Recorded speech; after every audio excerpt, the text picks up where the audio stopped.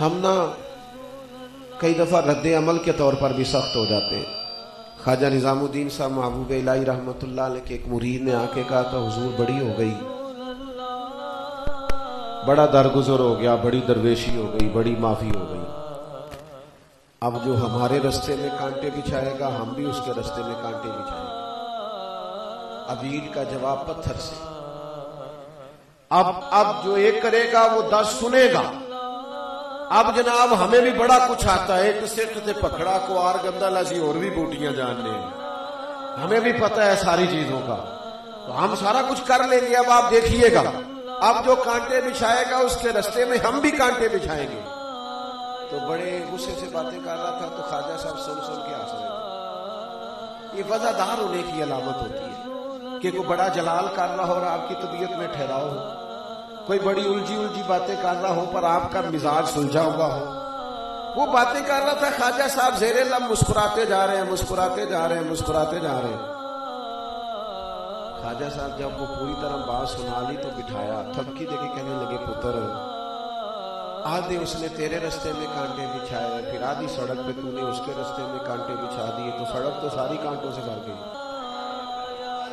وہ تیری اور اس کی لڑائی میں عام راہگیروں کے پیر بھی زخمی ہوں گے. عرض کی حضور پھر میں کیا کروں؟ فرمایا تو محبت کرنا.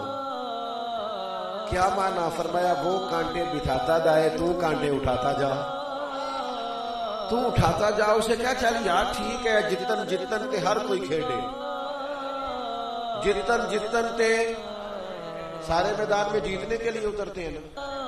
سب کہتے ہیں نا جیتنا ہے, تو یہ تو کام تے کوئی نہ آیا, سارے جیتن آئے. کوئی بندہ سٹائل ذرا ہٹ کے بھی تو انہوں کو یار تسی سارے جیتن آئے ہو, اسی ہزارن آئے ہیں. جتن تے ہر کوئی کھیڈے, یہ تو سارے ہی کر رہے ہیں.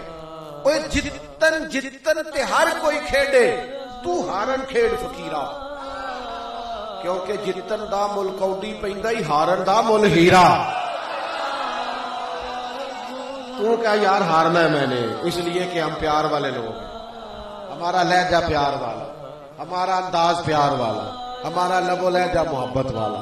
نفرت آتی نہیں تو کرے کیسے؟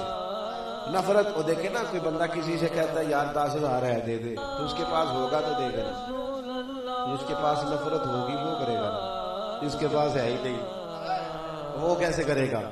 انداز میں نہ تلخیاں نہ لائیں, مزاجوں میں گھٹن نہ پیدا کریں. وہ ہمارے بچے گھر میں انتظار کر رہے ہوتے ہیں, ابا جی آئیں گے ہنستے ہوئے, ابا جی ناراض کر آتے ہیں, کہنے پرا ہو جو میں بڑی ٹینشن سے, میرا کاروبار نہیں چل رہا. او خدا کے بندے, کاروبار کو باہر رکھ, گھر سے باہر, پریشانیاں باہر رکھ. کائنات میں سب سے زیادہ مصروف وقت نبی پاک نے دیکھا ہے, اور میرے قریب رسول صلی اللہ تعالی علیہ وسلم نے سب سے زیادہ دکھ دیکھے ہیں. لیکن آپ غور کر سکتے ہیں کہ محبوب پاک تو اپنے نواسوں کو کندھوں پہ بٹھاتے تھے. حضور تو مسجد میں اپنی اولاد کو, نواسیوں کو ساتھ لے جاتے. حضور کی سب سے بڑی نواسی حضرت امامہ بنت زینب, جناب زینب کبریٰ کی بیٹی. حضور نماز کے لیے جاتے تو بچی کو ساتھ لے جاتے. نبی پاک علیہ السلام تو پیار کرتے, حضور تو محبت کرتے, اور اللہ کے رسول نہ لہجوں کا خیال کرتے کہ کوئی بندہ پریشان تو نہیں, کسی کو تکلیف تو نہیں.